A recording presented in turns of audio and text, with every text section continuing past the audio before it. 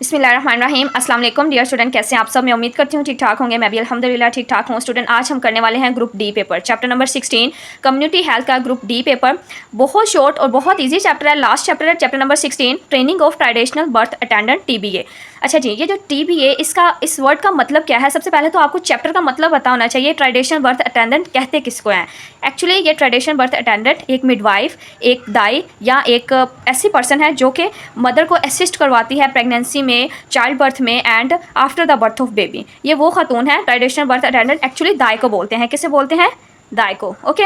अच्छा, इस चैप्टर के हमने करने हैं मोस्ट इंपॉर्टेंट क्वेश्चन। शॉर्ट सा चैप्टर है, इसमें से एक दो शॉर्ट डिफाइन और एक दो लॉन्ग क्वेश्चन हैं, उसको हमने अच्छे से कर लेना है। अच्छा जी, क्वेश्चन नंबर 1 क्या है जी हमारा? Define Dai and write down the objectives of trainings of thy. Question को सबसे पहले समझें। ये बोर्ड का क्वेश्चन है, पास पेपर में आया हुआ है। दाई की डिफाइन करनी है सिंपली, और उसके बाद हमने ट्रेनिंग्स ऑफ दाई, जो दाई को ट्रेनिंग दी जाती हैं, उसके ऑब्जेक्टिव्स लिखने हैं, उसके मकसद लिखने हैं। ठीक है, हो गया। अच्छा जी, डाई की सिंपली डिफाइन जो है वो कर लेते हैं। बहुत इजी है, यही आपने एज इट इज़ इसी तरह आपने इसको याद करना है। अपनी बुक के ऊपर, अपनी नोटबुक के ऊपर लिख लें। और स्टूडेंट, जब भी मेरा लेक्चर हो रहा हो तो अपने पास पेन और पेपर लाजमी रखा करें, ठीक है, ताकि जो भी इंपॉर्टेंट चीज़ें मैं आपको लिखवाती हूँ वो साथ साथ लिखते जाएं। ठीक है। Dai is a person, a female और midwife in the community who assist mother during childbirth and provide maternal and child care services. इस डिफाइन को एज इट इज़ ऐसे ही याद करना है। दोबारा से रिपीट करती हूँ, समझा देती हूँ। दाई एक ऐसे पर्सन है, स्पेशली वुमेन है, मैन कभी भी दाई नहीं हो सकता। ठीक है। और a mid wife in the community who assist mother, जो कि माँ को असिस्ट करवाती है, उसकी हेल्प आउट करती है चाइल्ड बर्थ के दौरान। प्रेगनेंसी में भी मदद उसकी करती है, चाइल्ड बर्थ में भी मदद करती है। And provide maternal and child care services, माँ और बच्चे की जो सेहत के हवाले से जो सर्विसेज प्रोवाइड की जाती हैं, वो एक्चुअली ये दाई होती है जो कि वो केयर प्रोवाइड करती है। ओके। अच्छा जी, ये जो ट्रेनिंग ऑफ दाई, लाइक जो मिड वाइफ बन रही हैं या जो LHV कर रही हैं, जो ट्रेनिंग कर रही हैं दाई से रिलेटेड, LHV जो कर रही हैं, उसकी क्या मकसद है, उसका क्या पर्पस है, इसको अब हमने देखना है। Objectives of trainings of thy, इसी तरह आपने हेडिंग देनी है, इसी तरह आपने क्वेश्चंस को अटैम्प्ट करना है। ये आप स्केच देखें। सबसे पहला इसका मकसद क्या है जी? Reduce mortality. अच्छा, मोर्टेलिटी और मॉर्बिडिटी, ये दोनों वर्ड डिफरेंट हैं और इनका मतलब भी डिफरेंट है। मोर्टेलिटी कहते हैं शरह अमवात को और मॉर्बिडिटी कहते हैं शरह बीमारी को।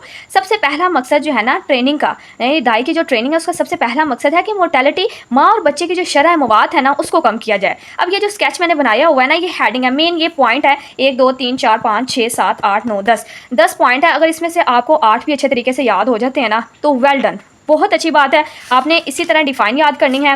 8 पॉइंट इसमें जितने आपको याद रहते हैं वो करने हैं और इनको थोड़ा थोड़ा सा एक्सप्लेन करना है।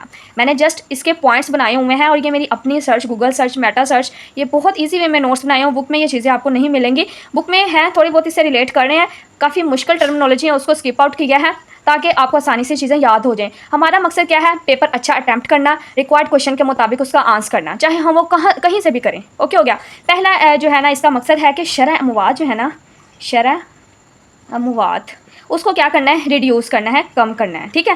देन है इम्प्रूव स्किल्स। अच्छा, ये जो ट्रेनिंग है ना, दाई की जो ट्रेनिंग है, इसका मकसद यही होता है कि जो मिड वाइफ है या जो दाई है, उसकी जो है ना स्किल इम्प्रूव हो, उसकी स्किल बेहतर हो, उसको सही से काम आता हो। ठीक है, ट्रेंड हो बिल्कुल। दूसरा मकसद ये हो गया। ठीक है, दूसरा ऑब्जेक्टिव। देन है सेफ डिलीवरी। तीसरा जो पर्पस है, तीसरा ऑब्जेक्टिव जो है दाई की ट्रेनिंग का, वो ये है कि जो डिलीवरी है ना, उसमें कोई डिफ़िकल्टी नहीं होनी चाहिए। एक मिडवाइफ को पता होना चाहिए कौन सा केस जो है वो सेफ है, कौन सी डिलीवरी होम में होने वाली है, घर में कौन कौन सी डिलीवरी करना सेफ है। ठीक है, सेफ डिलीवरी जो है इसका पर्पस है। ज़ाहिर सी बात है, इन चीज़ों की ट्रेनिंग ही जो है वो एक मिडवाइफ को दी जाएगी और ये उसका ऑब्जेक्टिव है, ये पर्पस है। देन है एम्पावरिंग वुमेन। वुमेन को एम्पावर करना, इनकरेज करना, उसको जो है हौसला देना, हिम्मत देना, ये भी मिडवाइफ की ट्रेनिंग में आता है, ये उसके ऑब्जेक्टिव में आती है ये चीज़। ठीक है। Improving maternal and child health outcome, माँ और बच्चे की जो सेहत है, यानी सेहत की रिहेबिलिटेशन इसको बोल सकते हैं, सेहत बहाली से रिलेटेड जो भी चीज़ है ना, उसको हमने इम्प्रूव करना है। यानी माँ और बच्चा जो है ना, हेल्दी आउटकम हमें चाहिए।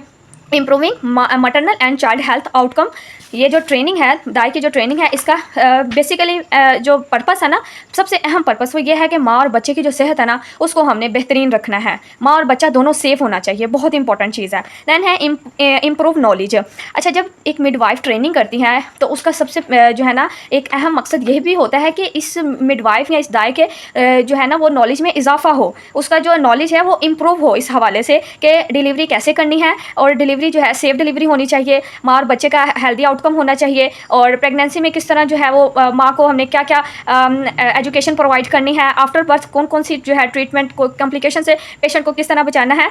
तो मकसद क्या है जी, हमने जो है ना मिडवाइफ के नॉलेज को इम्प्रूव करना है, ठीक है, इसका क्या है ऑब्जेक्टिव है। देन है इमीडिएट केयर। अच्छा जी, immediate care of newborn या immediate care of mother in pregnancy, in during childbirth, during puerperium, ये बहुत इंपॉर्टेंट चीज़ है। इमीडिएट केयर फर्स्ट एड से रिलेट करती है। अच्छा जी, कोई भी प्रॉब्लम आती है, कोई भी कॉम्प्लिकेशन है, तो उसमें फर्स्ट एड होना जो है ना, मिडवाइफ को ऐसी ट्रेनिंग दी जाती है कि इमीडिएटली उसको केयर आउट किया जाए। जैसे ही बच्चा डिलीवर हुआ है तो उसको हमने वेट थोड़ी ना करना है कि अब जो है MBBS डॉक्टर आए फिर वो हमें कुछ प्रिस्क्राइब करे, लिखे, तो फिर हमने कुछ करना है। नो, आपने फ़ौरन से उसको क्लीन आउट करना है, उसका माउथ से जो है वो क्लीन आउट करना है, उसको ड्रेस वगैरह चेंज करना है, सारा कुछ आपकी जिम्मेदारी है। तो फ़ौरन इमीडिएट केयर जो है ना, कोट कलम से उसका जो है वो कोट साफ़ करनी है, ये सारी चीज़ें इसमें इंक्लूड हैं। देन है न्यूबॉर्न केयर, ये भी इसमें आ जाता है। क्लीन मैटरनिटी जो किट होती है ना, या माँ और बच्चे की जो सफाई सुथराई, और इसमें जो है ना सारी प्रिकॉशंस आ जाती हैं, हाइजेनिक सारी चीज़ें होनी चाहिए, ठीक है। क्लीन एनवायरनमेंट बहुत ज़रूरी है। देन है करेक्ट हार्मफुल डाई। अच्छा जी, बेसिकली ये जो ऑब्जेक्टिव्स है ना ट्रेनिंग के, उसमें एक चीज़ ये भी आ जाती है कि जो हार्मफुल दाएँ ना, जो ख़तरनाक दाएँ जिनको काम नहीं आता, उनको करेक्ट किया जाए। उनको इसलिए ट्रेनिंग दी जाती है ताकि वो काम अच्छा करें, सही हो गया, केस ख़राब ना करें। जो सेफ डिलीवरी है वो घर में करें, और जिन चीज़ों को जो कॉम्प्लिकेशंस आ रही हैं, पेशेंट की HP कम हो रही है, BP का ब्लड प्रेशर है, एक्लम्शिया, प्री क्लम्शिया, ये एक हार्मफुल दाए या अनट्रेंड दाए को ये चीज़ें नहीं पता होती। सो इससे जो है ना, इसको करेक्ट करने के लिए, इससे बचने के लिए जो है ना, ये ट्रेनिंग ऑफ दाए का जो है ना ये ऑब्जेक्टिव है। Then most important second question है responsibilities of dai and function of dai. ये मल्टीपल टाइम्स ग्रुप D में क्वेश्चन रिपीट है। इसको किस तरह करना है जी, हमने dai also known as traditional birth attendant TBA। आपको ये MCQs या फिलिंग द ब्लैंक्स में भी टर्म पूछी जा सकती है कि what stand for TBA last time filling the blanks आई हुई थी, तो इसका मतलब है ट्राइडेशनल बर्थ अटेंडेंट, ठीक है। अपने माइंड में आपने रखना है, play important role in maternal newborn care service. अच्छा, अब हम इसके रिस्पॉन्सिबिलिटी और इसके फंक्शन कर लेते हैं। सबसे पहले तो हम सारी हेडिंग्स देख लेते हैं कि इसके फंक्शंस कौन कौन से हैं। देन आपने थोड़ा थोड़ा इसको एक्सप्लेन कर देना है। सबसे पहला फंक्शन है केस फाइंडिंग, ठीक है। पहला, हमें जाहिर सी बात है कि दाए को पता होना चाहिए कि किस एरिया में कौन कौन सी प्रेग्नेंट वुमेन है, किनका केस होने वाला है, किनको रजिस्टर करना है, कैसे करना है। केस फाइंडिंग सबसे पहला मकसद है, ठीक है। सबसे पहले रिस्पॉन्सिबिलिटी है केस फाइंडिंग, ये एक मिडवाइफ की जिम्मेदारी है, दाई की जिम्मेदारी है। देन है एंटीनेटल चेकअप, इम्यूनाइजेशन, रेफरल। अच्छा जी, देन है दिस सिलेक्शन ऑफ केस, कौन से जो है केस हमने घर पे करने हैं, कौन से हमने जो है वो मूव ऑन रेफ़र करने हैं हॉस्पिटल, सेप्टिक मैयर, postnatal care, health education, family planning. Family planning में क्या क्या चीज़ें औरत को जो है वो प्रेग्नेंट वुमेन को गाइड करनी है। इसके अलावा immunisation and use of ORS, ठीक है। तो ये सारे जो पॉइंट हैं, ये सारी रिस्पॉन्सिबिलिटी है दाई की, इनको आपने थोड़ा थोड़ा सा एक्सप्लेन कर देना है। होपफुली कि ये चैप्टर आपका कवर हो गया है। इंशाल्लाह नेक्स्ट हम करेंगे जी most important question, chapter number 14 के स्टैटिक्स, रिकॉर्ड एंड रिपोर्ट। इसमें से जो मल्टीपल टाइम्स क्वेश्चन रिपीट है, शॉर्ट डिफाइन आ जाती हैं, ये शॉर्ट के हवाले से चैप्टर है, ये आप देख सकते हैं। और ये जो क्वेश्चन है रिकॉर्ड एंड रिपोर्ट्स के ऑब्जेक्टिव, रिकॉर्ड एंड रिपोर्ट्स में डिफरेंस या इसकी डिफाइन, ये लॉन्ग क्वेश्चन आपको आ सकता है। सो इंशाल्लाह इसको हम करेंगे नेक्स्ट वीडियो में। Thank you so much. Next video तक के लिए अल्लाह हाफिज़।